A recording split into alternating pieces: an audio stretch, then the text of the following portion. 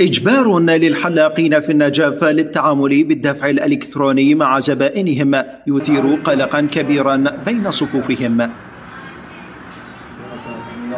قرار حكومي تسعى الدوائر في المحافظة إلى تطبيقه، وهو ما صدم به أصحاب محال الحلاقة في النجف بشكل خاص، الذين عبروا عن استيائهم جراء هذا القرار، فأغلبهم يعملون في مناطق شعبية فقيرة. الجهاز الجبري يعني هو ما نعرف احنا شنو الفائده اللي بنه.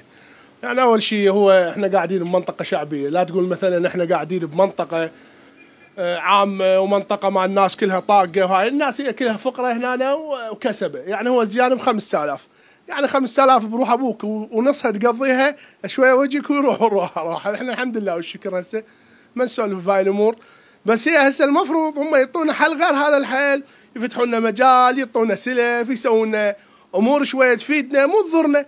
مختصون بالشأن الاقتصادي في النجف أكدوا أن الحكومة متخبطة بقراراتها غير المدروسة لإنعاش اقتصاد البلد، إذ ليس بالإمكان تطبيق هكذا قرارات تثقل بها كاهل المواطن البسيط. تخبط وما يعرفون ايش يسوون وتايهين، وذاك اليوم الاجهزه كلها وقفت مال البنزيخانه وسوت لنا مشكله.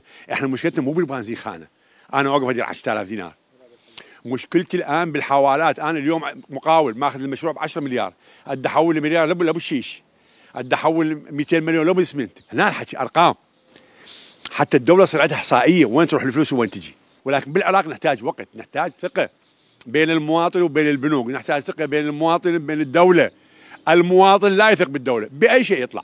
ويواجه مشروع التحول الإلكتروني في العراق معوقات عديدة، واحدة منها عدم قناعة شريحة واسعة من المواطنين بالتجربة، فضلا عن المشكلات الفنية التي ترافق استخدام أجهزة الدفع الإلكتروني. من النجف محمد الغاربي، وان نيوز.